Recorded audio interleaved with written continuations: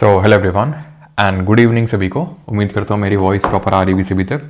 एक बार कंफर्म कर देंगे, फिर हम लोग स्टार्ट करते हैं आज का लेक्चर। तो आज का लेक्चर है हमारा lecture number first of this RRB NTPC PYQ series, जो कि आपको पता है कैसी है, फ्री है। नहीं फ्री है। ओके, तो हम लोग हिस्ट्री से स्टार्ट करने वाले हैं, जैसे कि मैंने आपको पहले ही बताया था, क्योंकि आज ये पहला लेक्चर है तो थोड़ी सी चीज़ें आपको मैं बता देता हूँ कि ये जो हमारी पीवाईक्यू सीरीज़ है, ये पीवाईक्यू सीरीज़ सारे सब्जेक्ट्स के लिए होगी, सब्जेक्ट वाइज होगी। यानी कि जो हमारी पहली पीवाईक्यू सीरीज़ हुआ करती थी इससे पहले, चाहे एसएससी की हुई या रेलवे की हुई, उसमें हम लोग मिक्स्ड सेट ऑफ क्वेश्चंस करते थे, जिसमें कि हिस्ट्री भी है, उसी में पॉलिटी भी है, ज्योग्राफी भी है, सब कुछ है। बट यहाँ पे हम सब्जेक्ट वाइज चलेंगे, कंसिडरिंग हमारे पास टाइम है कि हम सब्जेक्ट वाइज कर सकते हैं यहाँ पे, तो हम यहाँ पे डिटेल में करते चलेंगे, सो दैट कि आपको भी पता रहे, मुझे भी पता रहे कि हमने कौन से टॉपिक्स सारे कर लिए हैं, कौन से बाकी हैं। इस तरीके से मेरे लिए क्वेश्चंस ऑर्गेनाइज करना, रखना, वो भी मेरे लिए आसान होगा। ये जो आरबी एनटीपीसी की पीवाईक्यू सीरीज़ है, ये चाहे ग्रेजुएट हो चाहे अंडर ग्रेजुएट हो, सबके लिए है ये, ठीक है। It is important for all. और यहाँ पर हम सिर्फ पीवाईक्यूज़ के थ्रू ही सब कुछ कवर करेंगे, तो रेलेवेंसी का कोई बात ही नहीं उठता है कि रेलेवेंट है नहीं है, डजेंट मैटर। क्यों? क्योंकि पीवाईक्यूज़ है, तो अब इसमें रेलेवेंसी का तो कोई बात ही नहीं है। इसके जैसे कि मैंने आपको बताया था कि बहुत सुंदर तरीके से आपको हैंड रिटन डिजिटल टाइप के नोट्स भी मिलेंगे, और वो भी कैसे, क्यों, कैसे होंगे? इंग्लिश में भी होंगे, ओके, एंड हिंदी में भी होंगे, दोनों लैंग्वेजेस में होंगे आपके नोट्स। एंड साथ ही साथ जो भी हम लोग यहाँ पे करेंगे उसका, जैसे जब सब्जेक्ट खत्म होगा तो एक टेस्ट भी होगा, और वो भी कैसा होगा और ये सारा कुछ कहाँ पे होगा? तो ये सारा कुछ आपका जो एप्लीकेशन है परमार अकेडमी ऐप, वहाँ पे आपको मिलेंगे, ठीक है। परमार अकेडमी जो ऐप है, वहाँ पे सारी चीज़ें, नोट्स, क्लास की PDF, everything would be there, ठीक है। बाकी आप टेलीग्राम को भी ज्वाइन कर सकते हैं, हो सकता है कि क्लास की जो पीडीएफ है वो वहाँ पे मैं अपलोड कर दूँ, बाकी नोट्स तो आपके जो ऐप है वहीं पे अपलोड होंगे। ऑलराइट, नहीं होगा तो सारी चीज़ें एक जगह पे कर देंगे एप्लीकेशन पे, ओके। ऑलराइट, हाँ फ्री है। नहीं भाई, ये फ्री है, सब कुछ फ्री है, ठीक है। तो स्टार्ट करें, स्टार्ट किया जाए। आई थिंक किसी और का कुछ डाउट तो नहीं होगा। डाउट अगर हो तो लास्ट में अपन कवर कर लेंगे। Sir total number of questions कितने रहेंगे? तो टोटल नंबर ऑफ क्वेश्चंस की अगर मैं बात करूंगा तो टोटल 30 क्वेश्चंस रहेंगे। फिर आगे देखते हैं कि बढ़ाने घटाने जैसा होगा, लेकिन अभी के लिए तो 30 में डिसाइड करके चल रहा हूँ, ठीक है। ऑलराइट, स्टार्ट करते हैं। 3 दिन बाद क्लास की स्ट्रेंथ 1000 कम हो जाएगी। बिल्कुल यही रीति का रिवाज है, विधि का विधान है, इसको ना कोई बदल पाया है ना मैं बदल पाऊंगा, ये तो यही चलता रहेगा, ठीक है। चलो तो शुरू करते हैं, दिखा दें क्वेश्चन नंबर 1। नहीं, ये भी फ्री है, हाँ क्वेश्चन नंबर 1 भी फ्री है, ठीक है। तो क्वेश्चन करो, Sher Shah divided his empire into six equivalent to which administrative division under the Mughals. यानी कि जो शेरशाह है उसने अपने साम्राज्य को सिक्कों में विभाजित किया था। सिक्के नहीं, वो कॉइन्स वाले, ठीक है, सिक्क हैं, ठीक है। जो मुगलों के तहत किस प्रशासनिक विभाग के समक्ष था या फिर समकक्ष था? सूबा, सरकार, मंडल या फिर परगना? बताइए। देखिए, मुगल्स के टाइम पे जो एडमिनिस्ट्रेटिव डिवीजन हुआ करता था वो कुछ इस तरीके से हुआ करता था कि ये जो सूबा है ये क्या होता था? ये प्रोविंस होता था। व्हाट वाज दिस सूबा? क्यों? तो जो सूबा होता था दैट वाज प्रोविंस, ठीक है। ये जो सूबा है ये डिवाइडेड होता था सरकार में, यानी कि सरकार क्या हुआ? सरकार एक तरीके की एडमिनिस्ट्रेटिव यूनिट हुई जो कि सूबा के अंडर में आती है। It is like a state है, स्टेट के अंदर डिस्ट्रिक्ट है, डिस्ट्रिक्ट के अंदर फिर गांव, ऐसे आप समझ सकते हो, तहसील है, इस तरीके से। तो सूबा प्रोविंस हो गया, सरकार आपका उसका अंडर का सब डिवीजन है, ठीक है। इसको कौन गवर्न करता था? सूबेदार गवर्न करता था, ठीक है। और ये सरकार जो है फर्दर परगना में डिवाइडेड होती थी। तो ये जो शेरशाह हैं ये सिख की जगह सरकार, मतलब जो सिख लाए थे वो सरकार के इक्विवेलेंट हुआ करता था, ठीक है। एक चीज यहां पे आपको बताना चाहूंगा, या फिर चलो पूछ ही लेता हूं मैं आपसे, क्योंकि मैं बताऊंगा तो हुई कि परगना को जो शेरशाह, जो शाहजहां है उसने परगना की जगह कौन सा एडमिनिस्ट्रेटिव डिवीजन लेके आया था? परगना की जगह पे क्या नाम था उसका? सी से नाम शुरू होता है। अब शेरशाह की अगर बात करेंगे तो मुगलों के बीच में शेरशाह भी है। कैसे? तो ये हुमायूं जो कि दूसरे मुगल शासक थे उनको डिफीट करते हैं। कब डिफीट करते हैं? तो बैटल ऑफ चौसा होता है 1539 में, 1539 में, और बैटल ऑफ कन्नौज होता है। ठीक है, देखिए आप चाहें तो खुद के भी नोट्स बना सकते हैं। ठीक है, इसमें कोई बुराई नहीं है कि आप खुद के अगर नोट्स बनाना चाहते हैं तो। ठीक है, क्योंकि आपको मिलेंगे तो भाई पूरे बढ़िया तरीके से मिलेंगे, उनको आप प्रिंट आउट भी करवा सकते हो, जो आपको करवाना है वो आप करवा सकते हो फ्री में। ठीक है, मतलब फ्री में प्रिंट आउट, क्या प्रिंट आउट वाले तो पैसे लेगा अब वहाँ पे तो मैं नहीं बैठा हूँ ना, लेकिन हाँ मैं आपको ये बोल सकता हूँ कि जिसने भी इसको अच्छे से कर लिया वो काफ़ी अच्छा स्कोर करके आने वाला है।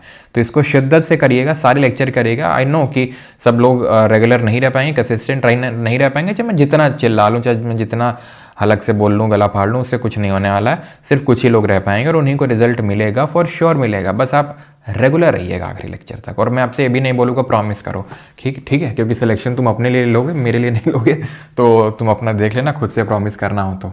ठीक है, क्योंकि कुछ लोग तो रेगुलर रहेंगे अंत तक, वो मुझे पता है। ठीक है, तो अगर मैं बात करूं तो ये हाँ, तो चौसा 1539 और कन्नौज 1540, जिसको बैटल ऑफ बिलीग्राम के नाम से भी जानते हैं, उसमें डिफीट झेलनी पड़ी थी हुमायूं को। और इसके बाद हुमायूं कहाँ पे चला गया था? सफाविद डायनेस्टी में, ईरान में जो थी सफाविद डायनेस्टी, वहाँ पे जाके शरण ले लेता है। उसके बाद जब पता चलता है कि शेरशाह मर गया है। शेरशाह कब मरता है? तो शेरशाह अगर बात करेंगे तो इसका ओरिजिनल नेम जो था वो फरीद खान था। शेरशाह का जो ओरिजिनल नेम था वो फरीद खान था। ये एक जागीरदार थे। अब जागीरदार कौन होते हैं वो अभी देखेंगे फिर एक। ठीक है, तो उनका ये बेटा था, कौन? शेरशाह। तो शेरशाह, और कहाँ पर इसका जन्म हुआ था? सासाराम बिहार में इसका जन्म हुआ था। ठीक है, सासाराम बिहार में इसका जन्म हुआ था। फरीद खान इसका ओरिजिनल नेम था। और ये जब हुमायूं को हराता है तब थ्रोन पे बैठता है, लेकिन सिर्फ 5 साल के लिए रह पाता है बेचारा। 1540 से लेके 1545 तक इसका रूल रह पाता है। उसके बाद जब कलिंजर में ये जाता है, कलिंजर के किले को जीतने, तो वहाँ पे इसकी हो जाती है death.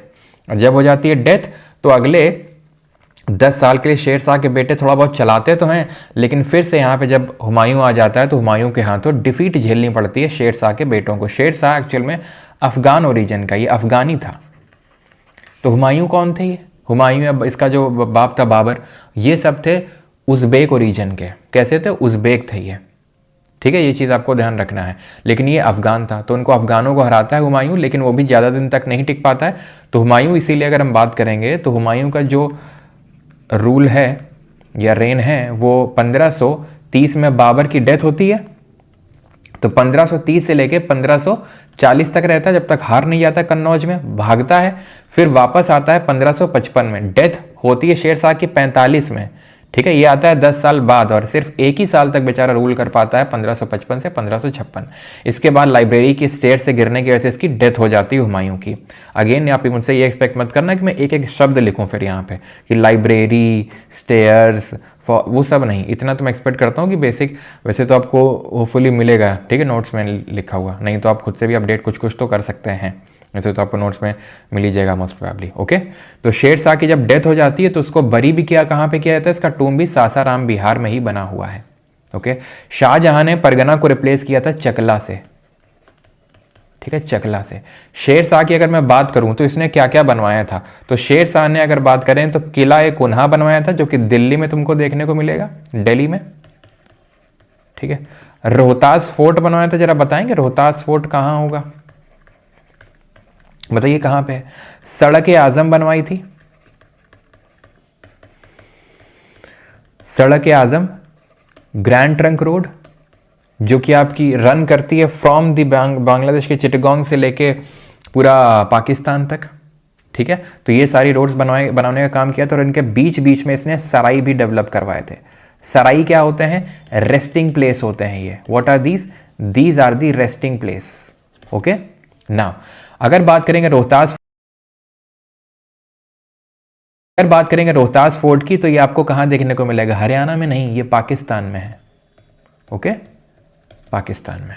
Alright, in which year were the Indian civil services and Indian police replaced by the Indian administrative system and Indian police service later recognised as all India services? यानी घुमा फिरा के इंडियन सिविल सर्विसेज कब all India services बन गई? All India services में अगर बात करेंगे तो 3 सर्विसेज आती हैं। Indian administrative service that is IAS, Indian police service that is IPS, and Indian forest service that is IFOS। Foreign नहीं है, फॉरेस्ट है। ठीक, किस आर्टिकल के अंतर्गत आती है? ऑल इंडिया सर्विसेज की बात करेंगे तो अनुच्छेद number 312, article number 312 talk about the all India services. अगर कोई नई ऑल इंडिया सर्विस बनानी है, न्यू अगर AIS फॉर्म करना है, तो कमेंट बताइए कौन पावर दे सकता है, बताओ कौन पावर दे सकता है under article number 312 to create the new all India service. तो यहां पर आंसर होगा आज़ादी के बाद, ठीक है, 1947 में। तो ये आर्टिकल नंबर 312 के तहत राज्यसभा एम्पावर कर सकता है किसको? पार्लियामेंट को, कि वो एक नई ऑल इंडिया सर्विस क्रिएट कर सकता है। ऑल इंडिया सर्विस की अगर मैं बात करूंगा, ठीक है, तो ये किस तरीके का फीचर है? फेडरल फीचर है कि यूनिटरी फीचर है? तो ये ध्यान रखना, एक तरीके का यूनिटरी फीचर है। अब अगर आपको पता है यूनिटरी फीचर वगैरह तो ठीक है, आपका रिवाइज हो गया, नहीं तो टेंशन मत लो, पॉलिटी में देखेंगे क्या होता है। अब ये चीज़ ऐसी है कि मैं इसको अगर समझाने गया तो 10 मिनट तुम खा ही जाएगा आराम से, ठीक है, तो वो पॉलिटी में हम देखेंगे, पॉलिटी का टॉपिक है। Which Chandel ruler is credited with the construction. और प्लीज़ मैं सबसे गुजारिश करूंगा कि जितने भी हम क्वेश्चन करें, मैं चाहता हूं कि जब कमेंट में आप यहाँ पे ये ज़रूर लिखें कमेंट में कि आपने कितना स्कोर किया। भले आप 0 स्कोर करें, मुझे उससे फ़र्क नहीं पड़ता है, ठीक है, ना ही मैं आपको जज करने वाला हूँ। और कोई अगर कर भी रहा है कमेंट सेक्शन में तो किसी ने आपकी शक्ल देखी है, सिंपल सी बात है, ठीक है, तो करने दो। लेकिन आप 30 में लिखो कि 0 आए, ठीक है, फिर अगले दिन मुझे 0 से अब एक क्वेश्चन सही करना है, ठीक है, बता रहा हूँ, ऐसा नहीं कि 0 आएगा, तुक्का भी मारोगे तो 1-2 नंबर तो आ ही जाएगा। और कौन सा मैं नेगेटिव मार्किंग यहाँ पे तुम्हारी कर रहा हूँ, तो नेगेटिव मार्किंग का भी कोई टेंशन नहीं है। ओके, चलो, तो which Chandel ruler is credited with the construction of Kandariya Mahadev temple situated in Khajuraho Madhya Pradesh India. तो किसने बनवाया था ये? खजुराहो में जो आपको मंदिर देखने को मिलेगा, ये देख पा रहे हैं, जो कंदरिया महादेव का मंदिर है, भगवान शिव का मंदिर है, ठीक है। तो खजुराहो जगह पड़ती है MP में, बुंदेलखंड रीजन में पड़ती है। चित्रकूट के पास देखें, कलिंजर जो फोर्ट में आपको अभी बता रहा था, उसी के पास में ये खजुराहो ग्रुप ऑफ टेम्पल है। तो वहाँ पे काफ़ी टेम्पल, उसमें कंदरिया महादेव है, ठीक है। यहीं पे अगर आपको पता हो तो वो जो कामसूत्र है, किसने लिखी है? कामसूत्र वात्सायन ने, तो उसका यहाँ पे डिपिक्शन भी आपको देखने को मिलता है, कामसूत्र, ठीक है, जो वात्सायन ने लिखी है। ये बनवाए थे धंगदेव ने। कब की बात है? 999 AD के टाइम पीरियड की बात है, ठीक है। विद्याधर के बारे में ये चीज़ आप ध्यान रखना कि जब महमूद गजनवी आया था, महमूद गजनवी की अगर बात करेंगे तो ये इन्वेडर था, इस्लामिक इन्वेडर, पहला तुर्क इन्वेडर था। दूसरा इस्लामिक इन्वेडर था, पहला कौन था जरा अगर आप बता पाएँ तो मोहम्मद बिन कासिम था पहला वाला। वो ऐसा है, उसने नहीं कोई बहुत ज़्यादा मेजर अटैक किया हो, थोड़ा बहुत ही था उसका। मेन जो अटैक हुआ था, और वो कैसा था? वो अरब इन्वेडर था, ये तुर्क था। तो ये पहला तुर्क इन्वेडर हुआ, दूसरा इस्लामिक। खैर, इसका जो पहला अटैक होता है वो 1001 AD के टाइम पे होता है, ठीक है। हिंदू शाही जो डायनेस्टी होती है उन पे, किन पे होता है? जो हिंदू शाही डायनेस्टी होती है, अफगानिस्तान के जो क्षेत्र में रूल कर रहे थे उन पे अटैक होता है, जो राजा जयपाल होते हैं उन पे। खैर, मैं आपको ये क्यों बता रहा हूँ? मैं आपको इसलिए बता रहा हूँ कि महमूद गजनवी ने, आपको पता है, 17 बार भारत पर आक्रमण किया। उसका 16th वाला अटैक काफ़ी फेमस है, जो उसने 1025 ईस्वी में किया। कहाँ पर? सोमनाथ के मंदिर में। जब इसने क्या किया था कि यहाँ पे मंदिरों को लूटा था, सोमनाथ का मंदिर, साथ ही साथ ये जो वृंदावन मथुरा का रीजन है, यहाँ पर भी इसने मंदिरों को खूब लुटाई मचाई। और जब यहाँ पे आया था ना लूटते हुए, तो यहाँ पर कन्नौज में अगर मैं बात करूँ तो उस टाइम पे रजयपाल करके एक रूलर बैठे हुए थे, जो गुर्जर प्रतिहार डायनेस्टी के रूलर थे। ये भाग निकले वहाँ से, लेकिन जब ये आगे बढ़ा तो वहाँ पर विद्याधर चंदेल डायनेस्टी के रूलर बैठे हुए थे, और ये वहाँ से हटे नहीं, और महमूद गजनवी को वापस लौटना पड़ा था। तो इसलिए विद्याधर जो है थोड़े से इंपॉर्टेंट हो जाते हैं हमारे लिए, ठीक है। धंगदेव के बारे में ध्यान रखना, इन्होंने ये मंदिर बनवाया, जो किस वास्तुकला में बना हुआ है, किस शैली में बना हुआ है? तो ये नगर शैली में बना हुआ है, नगर स्टाइल ऑफ आर्किटेक्चर में बना हुआ है, नगर स्टाइल ऑफ आर्किटेक्चर है ये। अभी उस पर मैं जा नहीं रहा हूँ डिटेल, लेकिन अगर आपको पता है तो अब मैं थोड़ा रिवाइज करवा देता हूँ। This is your shikhar, this is your amalak, this is your kalash, these are your ardha mandap and मंडप, ठीक है, क्लियर है। बाकी तो जब हम टेंपल आर्किटेक्चर देखेंगे तो डिटेल देखेंगे। तो खजुराहो ग्रुप ऑफ टेंपल कहाँ है? MP में है। MP के छतरपुर जो एरिया है वहां पे आपको देखने को मिलेंगे, छतरपुर में, ठीक है। 4th, home rule movement in India launched during the World War I aimed to attain self government within the British empire, which 2 prominent leaders were associated with starting this movement. प्रथम विश्व युद्ध के दौरान भारत में शुरू किए गए home rule आंदोलन का उद्देश्य ब्रिटिश साम्राज्य के भीतर स्वशासन प्राप्त करना था। इस आंदोलन को शुरू करने से कौन 2 प्रमुख नेता जुड़े हुए थे? होम रूल लीग मूवमेंट की अगर बात करेंगे तो होम रूल लीग ये 1916 में 1916 में शुरू होता है, और 2 लोग जो इसको शुरू करते हैं, एनी बेसेंट और बाल गंगाधर तिलक इसको शुरू करते हैं। इनका दैट इज़ एनी बेसंत का जो है इसमें ब्रांचेस ज़्यादा होती हैं, लेकिन जो पहले बनता है वो बाल गंगाधर तिलक का बनता है। दोनों 1916 में वैसे तो बने थे, लेकिन थोड़ा बहुत पहले तिलक जी का। ब्रांचेस किसकी ज़्यादा थी? एनी बेसंत जी की। 200 से भी ज़्यादा ब्रांचेस आपको यहाँ पे देखने को मिलेंगी। इनका जो मेन सेंटर ऑफ ऑपरेशन था वो पूना था। तो जो महाराष्ट्र वाला जो रीजन है ना वो था, एक्सेप्ट बॉम्बे सिटी। ध्यान रखना, महाराष्ट्र वाला पूरा रीजन यही कवर कर रहे थे बाल गंगाधर तिलक, लेकिन एक्सेप्ट बॉम्बे सिटी। और एनी बेसंत की अगर बात करेंगे, जो ध्यान रखना ये पहले कांग्रेस की पहली महिला अध्यक्ष भी थी। 1917 का कलकत्ता का अधिवेशन हुआ था, वो इन्होंने प्रिसाइड किया था और कांग्रेस की पहली महिला अध्यक्ष बनी थी। फर्स्ट कांग्रेस की विमेन फीमेल प्रेसिडेंट। पहली इंडियन फीमेल प्रेसिडेंट कौन बनी थी? एनी बेसंत के बारे में ध्यान रखना, 1882 में इन्होंने जो थियोसॉफिकल सोसाइटी है, थियोसॉफिकल सोसाइटी, उसकी अध्यक्षता भी इन्होंने अज्यूम करी थी। थियोसॉफिकल सोसाइटी की बात करेंगे 1875 में, 1875 में मैडम एचपी ब्लावत्स्की हैं, ठीक है, ब्लावत्स्की और एमएस ऑलकॉट, इन्होंने बनाया था। कहाँ पर? न्यूयॉर्क में बनाया था इसको 1875 में। बाद में अड्यार मद्रास में इसका हेडक्वार्टर इन्होंने शिफ्ट किया था। अड्यार मद्रास में इसका हेडक्वार्टर शिफ्ट हुआ था इन द ईयर 1882, 1882 में। ये चीज़ आपको ध्यान में रखनी है। तो एनी बेसंत और बाल गंगाधर तिलक ने इसको फॉर्म किया था, होम रूल लीग मूवमेंट। इसी को बाद में होम रूल लीग को ही गांधी जी ने 1919 में, जब उन्होंने, वैसे तो मेनली तो 1920 में, वैसे 1919 में अगर आपको याद हो तो रॉलेट सत्याग्रह जब गांधी जी ने लॉन्च किया था, तो जब गांधी जी ने रॉलेट सत्याग्रह लॉन्च किया था तो इसी पर्टिकुलर होम रूल लीग को सत्याग्रह सभा बना दिया था। क्या बना दिया था? सत्याग्रह सभा। ठीक है, ये चीज़ आप थोड़ा सा ध्यान में रखिएगा। ऑलराइट, चलो आगे बढ़ते हैं। बाकी अगर बात करेंगे, मैंने कुछ पूछा था आपसे, तो सरोजिनी नायडू पहली इंडियन फीमेल प्रेसिडेंट थी कांग्रेस की। The green revolution was introduce to counter food shortages, which region was or were the initial focus of the green revolution.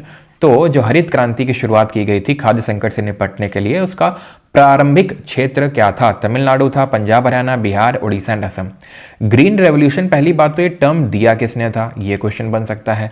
Then इसके फादर मदर से क्वेश्चन बन सकता है। देन सबसे पहले किस कंट्री में इसको इंट्रोड्यूस किया गया था, इससे क्वेश्चन बन सकता है। ठीक है, एंड फिर ये क्वेश्चन बनेगा कि इंडिया में कहाँ पे इंट्रोड्यूस किया गया था। तो टर्म अगर बात करेंगे तो this was given by William God. Okay, father की अगर बात करेंगे तो नॉर्मन बोरलॉग। और इनको ध्यान रखना है, कब मिला था जरा बताइए, नोबेल प्राइज कब मिला था इनको, पीस प्राइज। कंट्री की अगर बात, एक सेकेंड, ठीक है, तो कंट्री की अगर बात करेंगे तो कंट्री कौन सी थी, तो कंट्री अगर बात करेंगे तो लैटिन अमेरिका और जो मेक्सिको था, ठीक है, मेक्सिको एंड जो लैटिन अमेरिकन कंट्रीज थी वहां पर इसको लॉन्च किया गया था। इंडिया में अगर बात करेंगे तो इसको 2 फेजेस में इंट्रोड्यूस किया गया था, 2 चरणों में लाया गया था। एक तो मिड 1960s से 70s एंड एक मिड 1970s से 80s के टाइम पे इसको लाया गया था। कहाँ पे? मेनली पंजाब एंड हरियाणा वाले रीजन में। ठीक है, पंजाब, हरियाणा और यहाँ को जो साउथ के कुछ जैसे तमिलनाडु और आंध्र प्रदेश है, यहाँ पर भी इसको इंट्रोड्यूस किया गया था, आंध्र प्रदेश वाले मेनली तो रीजन में। ठीक है, बट यहाँ पर पंजाब और हरियाणा ज़्यादा सूटेड है इसके हिसाब से। ठीक है, तो ध्यान रखना, पहले वाले में फोकस ये था कि हम कुछ सेंटर्स पे फोकस करें, मतलब कुछ जगहों पे फोकस करें। बाद में थोड़ा सस्टेनेबिलिटी की तरफ हम आगे बढ़े कि भाई इसको और भी रीजन्स में उसको लेके जाना है। अब यहाँ पे ग्रीन रेवोल्यूशन की जब हम बात करें तो यहाँ पे आप देख सकते हैं इसके पॉजिटिव्स क्या थे और इसके नेगेटिव्स क्या थे। नेगेटिव से ज़्यादा क्वेश्चन पूछते हैं। ठीक है, तो पॉजिटिव्स की अगर बात करेंगे तो फूड प्रोडक्शन बहुत बढ़ गया। ठीक है, मेनली तो अगर आप देखोगे तो इसमें फूड प्रोडक्शन की जब मैं बात कर रहा हूं तो गेहूं और चावल, क्योंकि वीट और राइस को ही मेनली टारगेट किया गया था, 2 क्रॉप्स को। इन्हीं को हम स्टेपल क्रॉप्स ही बोलते हैं। स्टेपल जो हम अपने खाने में इस्तेमाल करते हैं रोजमर्रा के जीवन में, तो उनको हम स्टेपल क्रॉप्स बोलते हैं। तो ये wheat and rice staple crops हैं। अच्छा, ये हम पढ़ रहे हैं ग्रीन रेवोल्यूशन। इसी तरीके से एक वीट रेवोल्यूशन भी आया था, इसके फादर हम बोलते हैं डॉक्टर DS अठवाल को, अगर पूछ लेगा वीट रेवोल्यूशन के बारे में। तो फूड प्रोडक्शन काफी बढ़ गया, because earlier we used to import PL 480। PL का मतलब पब्लिक लॉ 480, एक स्कीम हुआ करती थी जिससे कि हमें US से इंपोर्ट करने पड़ते थे गेहूं, और US वो क्वालिटी का देता था जो बहुत ही गंदी होती थी। ठीक है, नेगेटिव्स की अगर बात करेंगे तो नेगेटिव्स ये थे कि एक तो जो ग्राउंड वाटर लेवल वो बहुत नीचे चला गया। ठीक है, ग्राउंड वाटर लेवल वो बहुत नीचे चला गया, ठीक, पहली चीज़। दूसरी चीज़ ये है सॉइल की एल्कलिनिटी काफ़ी बढ़ गई, जो लवणता है, ठीक है, मिट्टी की, वो काफ़ी ज़्यादा इंक्रीज हो गई। जो फार्मर्स हैं, ठीक है, जो किसान हैं, फार्मर्स के बीच में जो काइंड ऑफ डिफरेंस है वो काफ़ी बढ़ गया। डिफरेंस इन व्हाट सेंस कि जो मार्जिनलाइज्ड किसान है, मार्जिनलाइज के मतलब है जो गरीबी रेखा से भी से जो नीचे है, और जो थोड़ा सा रिच है, उनके बीच में डिफरेंस और बढ़ता गया, ठीक है, क्योंकि रिच गॉट रिचर, क्योंकि उसके पास कैपिटल था, पैसा था, तो इसलिए उसने क्या मशीन वगैरह लगा के ग्रीन रेवोल्यूशन का फ़ायदा उठा लिया, बड़ी बड़ी ज़मीनें ले ली। तो मार्जिनलाइज जो किसान है, जो बिहार और ईस्टर्न यूपी का है, वो माइग्रेट करके, अब आप देखोगे पंजाब हरियाणा में, खासकर पंजाब में, तो वो वहाँ से उसको माइग्रेट करके काम के लिए जाना पड़ा। जबकि अगर आप फर्टिलिटी की बात करेंगे तो यहाँ की सॉइल ज़्यादा फर्टाइल है। देखो ना, ये द्वाब क्षेत्र है पूरा, तभी तो मगध वगध जो हमारे महाजनपद पड़ते हैं, इसलिए तो फ्लरिश किए थे यहाँ पे, इसीलिए फ्लरिश किए थे। तो फिर यहाँ पे क्यों लाया गया सर? यहाँ पे इसलिए लाया गया क्योंकि जो ग्रीन रेवोल्यूशन था क्या, इसमें यह था कि हाई कैपिटल की रिक्वायरमेंट थी, यानी कि पूंजी की रिक्वायरमेंट थी। पूंजी क्यों? क्योंकि यहाँ पे मशीन्स थी, मशीन का यूज़ किया जाना था, ट्यूबवेल्स का, तो ये यहाँ के किसानों के पास था नहीं, ये लोग अफोर्ड कर सकते थे इसलिए। और इसीलिए ये एक नेगेटिव है कि ग्राउंड वाटर लेवल और नीचे गया, सॉइल कैलिनिटी बहुत वो बढ़ी, और जो फार्मर्स के बीच में जो एक तरीके से डिस्पैरिटी है वो काफ़ी ज़्यादा बढ़ी। ऑलराइट, तो ऑप्शन नंबर बी यहाँ पे सही आंसर होगा। With whose assistance did Chandragupta Maurya overthrow the Nanda dynasty? Chandragupta Maurya ने किसकी सहायता से नंद वंश को उखाड़ फेंका था? बिंबिसार, चाणक्य, मेगस्थनीज या बिंदुसार? तो चंद्रगुप्त मौर्य की अगर बात करेंगे तो इनको मौर्य क्लैन का बताया गया है, किसमें? पुराण्स में खासकर, ठीक है। इनको लो क्लैन का बताया गया है, कहाँ पे? जो मुद्र राक्षस है, मुद्र राक्षस किसने लिखी है? मुद्र राक्षस ये लिखी है विशाख दत्ता ने, ठीक है, विशाख दत्ता ने ये लिखी है।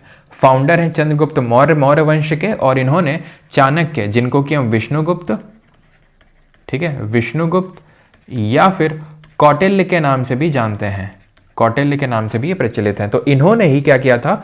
असिस्टेंस दी थी चंद्रगुप्त मौर्य को ओवरथ्रो करने को। किसको?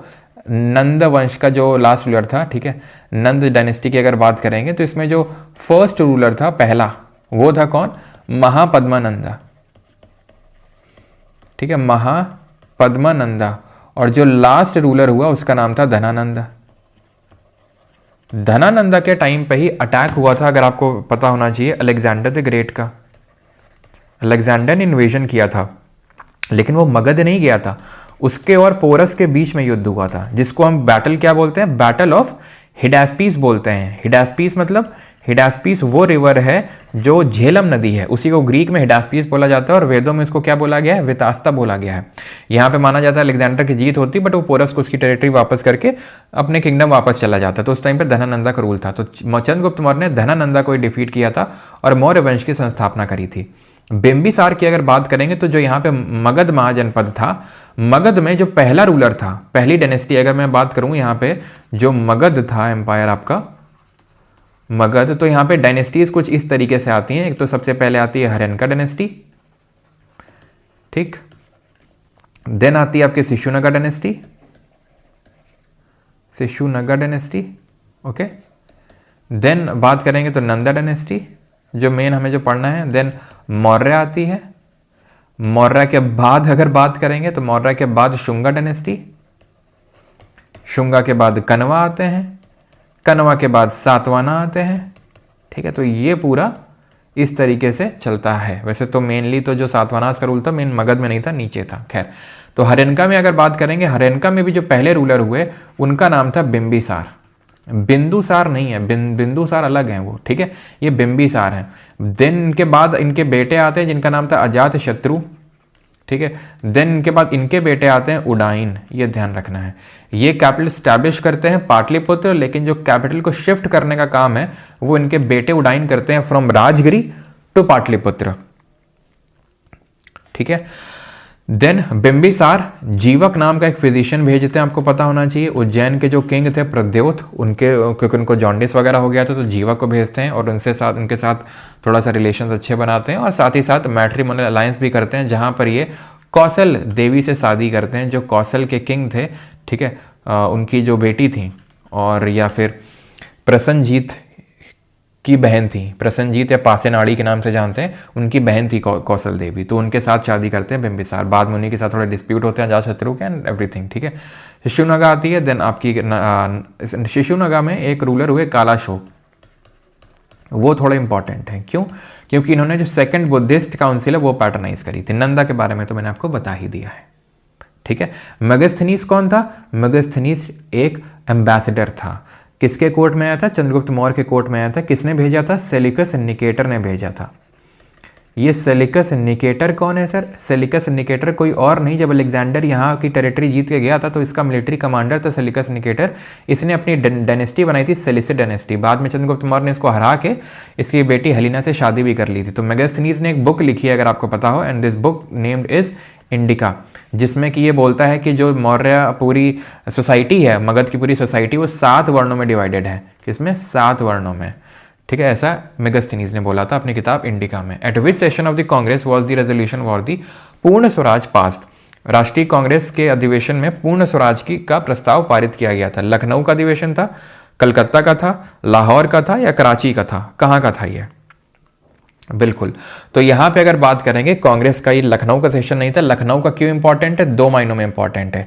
एक तो मॉडरेट यानी कि नरम दल, और एक्सट्रीमिस्ट यानी कि गरम दल, इनके बीच में रीयूनियन हुआ था, नरम दल और गरम दल के बीच में, ठीक है।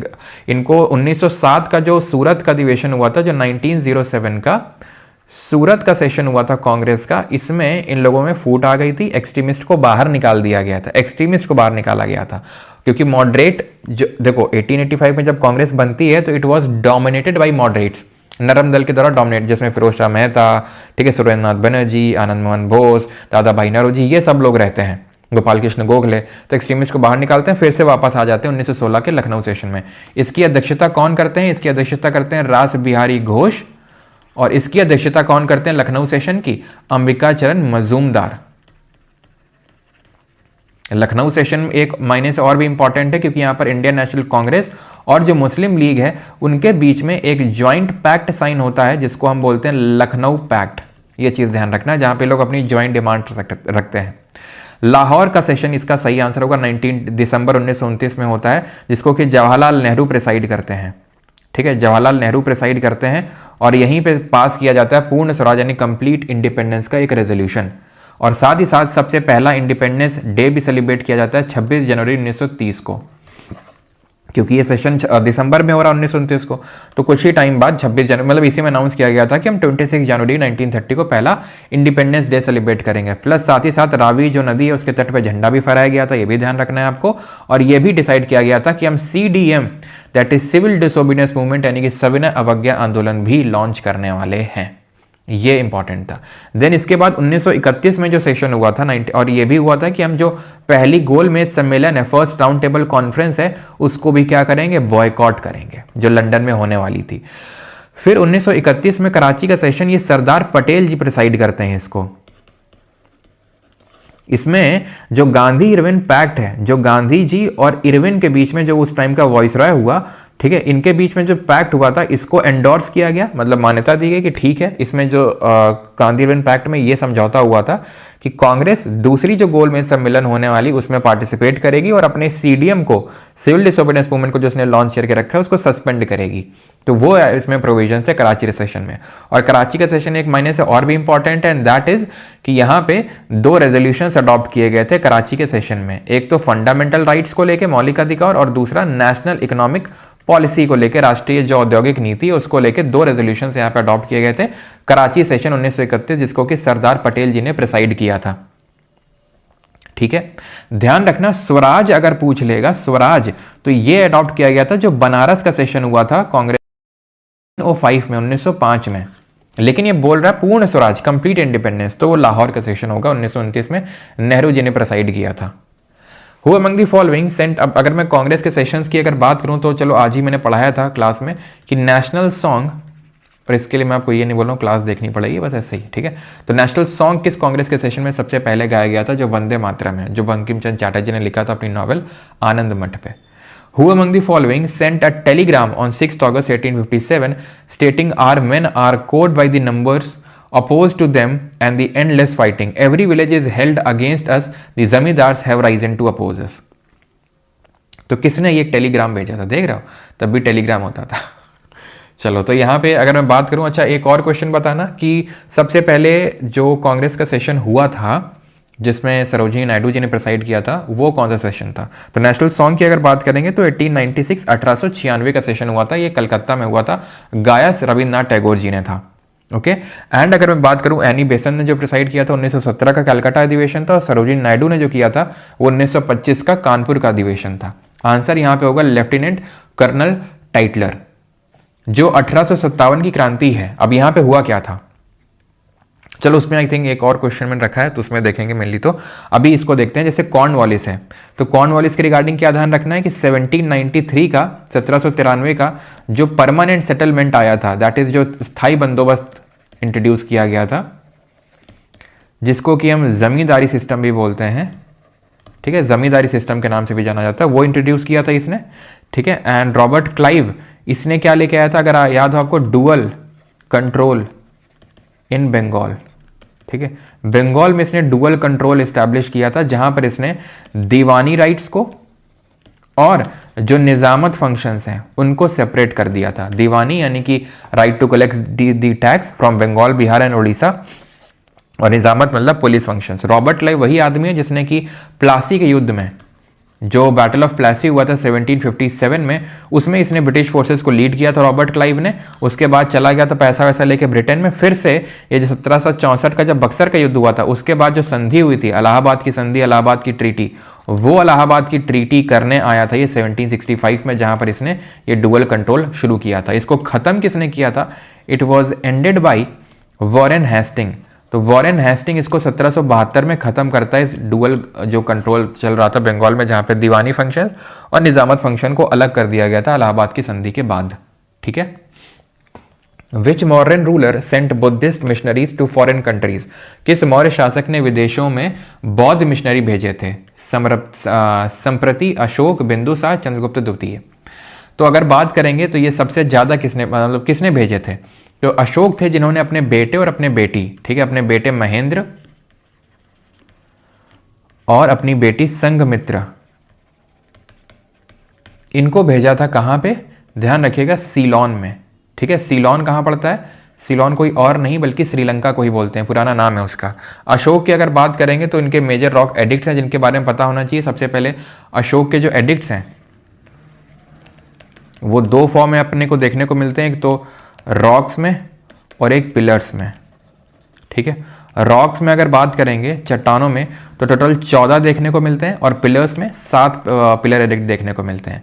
यहाँ पे जो मेजर हम बात करें कितनी लैंग्वेजेस और कितनी स्क्रिप्ट का यूज़ किया गया है, तो लैंग्वेजेस तो यहाँ पे हैं 3, और स्क्रिप्ट्स जो यूज़ करी गई हैं, ठीक है, स्क्रिप्ट्स जो यूज़ करी गई हैं वो है 4।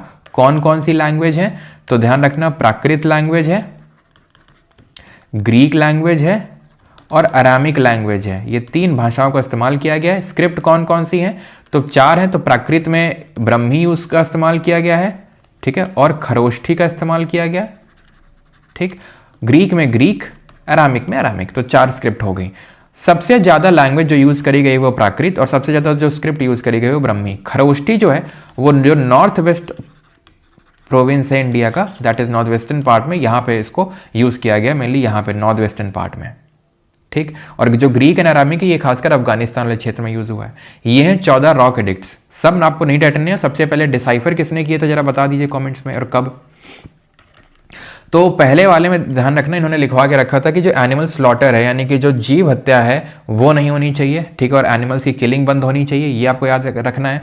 13वां वाला सबसे इंपॉर्टेंट है, जहां पर अपने कलिंग वॉर के बारे में डिस्कस करते हैं कि किस तरीके से जब 261 ईसा पूर्व में 261 BC में ये कलिंग वॉर लड़ते हैं, उसके बाद इनका हृदय परिवर्तन होता है, and he replaces bheri ghosha, that is conquest through war through dhamma ghosha, यानी कॉन्केस्ट थ्रू धम्मा। धम्मा का मतलब होता है थ्रू विनिंग थ्रू हार्ट, यानी conquest through war, conquest through heart से इसको रिप्लेस करते हैं। ये चीज आपको पता होना चाहिए, ओके। देन ये 7वां इंपॉर्टेंट है, जहां पे टॉलरेंस की बात करेंगे। जितने भी धर्म हैं उन सब के प्रति टॉलरेंस रखनी है। तो इनफैक्ट अकबर से पहले अगर कोई टॉलरेंस की बात कर रहा है, क्योंकि अगर आपको याद हो तो सुलह कुल की एक नीति थी, किसकी? अकबर की। सुलह कुल का मतलब है रिलीजियस टॉलरेंस, ठीक है, रिलीजियस टॉलरेंस है सुलह कुल का मतलब। तो इससे पहले अगर हम देखें तो अशोक ने टॉलरेंस की बात कर रखी है। तो पहला, 7वां और 13वां ये काफ़ी ज़्यादा इंपॉर्टेंट है, ये चीज़ ध्यान रखिएगा। डिसाइफर, अब देखो रटने को तो यार मैं तो बोल सकता हूँ कि रटो बैठ के, मुझे थोड़ी ना रटना है, लेकिन रटना तो तुम्हें, लेकिन थोड़ा सा ध्यान रखना, पहला, 7वां और जो 13वां वाला है वो सबसे ज़्यादा इंपॉर्टेंट है। देन इसके बाद अगर पूछ ले लाइक कि धम्मा के बारे में किस में बात होती है, तो धम्मा के बारे में बहुत सारे में बात हो रखी है, यहाँ पे भी बात हो रखी है, यहाँ भी बात हो रखी है, यहाँ पे भी बात हो रखी है। लेकिन अगर स्पेसिफिकली धम्म महामत्या की बात करेगा, ये कौन थे? ये ऑफिसर्स थे जो अपॉइंट किए गए थे, इसलिए ये देखने के लिए कि हर जगह लोग धम्म को फॉलो कर रहे हैं कि नहीं कर रहे हैं। और कहाँ पर उन्होंने बताया था कि हर ह्यूमन, हर इंसान मेरा बच्चा है, every human is my child, वो 5वें में। डिसाइफर किसने किया था? जेम्स प्रिंसेप ने। जेम्स प्रिंसेप ने डिसाइफर किया था 1837 में। 1838 भी देखने को भी कहीं कहीं मिल सकता है, ठीक। और कहाँ कहाँ पे इनके मेजर रॉक एडिक्ट देखने को मिले, तो ये आप देख लो, कांदाहार ग्रीक इंस्क्रिप्शन है, शहबाजगढ़ी खैबर पख्तूनवा पाकिस्तान में, मनशेरा है आपका खैबर पख्तूनवा पाकिस्तान में, कलसी है देहरादून में, गिरनार है आपका गुजरात में, गिरनार जूनागढ़ में है आपको। अगर आपको याद हो तो रॉक इंस्क्रिप्शन भी देखने को मिलते हैं जो कि रुद्र दमन से एसोसिएटेड है। याद है आपको? रुद्र दमन से एसोसिएटेड है, जहां से हमें पता चलता है किसके बारे में? सुदर्शन जो लेक है, कि सुदर्शन लेक को किसने बनवाया और किसने किसने रिपेयर करवाया उसको, ठीक है। वो हमें गिरनार जो रॉक इंस्क्रिप्शन है जूनागढ़ में, वहीं से पता चलता है। गिरनार हिल्स गुजरात में है आपकी, ठीक है। तो सुदर्शन लेक बनवाया किसने था? तो चंद्रगुप्त मौर्य के टाइम पे पुष्यगुप्त वैश्य ने बनवाया था इसको, और इसको रिपेयर करवाने का काम शक रूलर रुद्र दमन के द्वारा किया गया था। और फिर उसके बाद किसके द्वारा किया गया था बताइए? सोपारा महाराष्ट्र में है ये, धौली भुवनेश्वर उड़ीसा में, जौगड़ा अगेन उड़ीसा में, सन्नाटी ये कर्नाटक में, और यर्रागुडी आपका कहाँ पर? कुरनूल में, ठीक है। स्क्रीनशॉट ले लेता हूँ, किस चीज़ का स्क्रीनशॉट ले लेते हो, क्यों? चलो, तो ये चीज़ क्लियर हो गई। तो ये 10 जगहों में मिलते हैं रॉक एडिक्ट्स, ओके डन। आगे बढ़ते हैं। और अच्छा, अगर मैं आपसे पूछ लूँ कि कहाँ पे अशोक का नाम अशोक मिलता है, क्योंकि ज़्यादातर इंस्क्रिप्शन में जब जेम्स प्रिंसेप ने देखा तो देवनामी पियादसी देखने को मिला, लेकिन फिर बाद में जाके पता चला ये देवनामी पियादसी कौन है? ये तो अशोक है, ठीक है। तो अशोक नाम कहाँ पे देखने को मिला?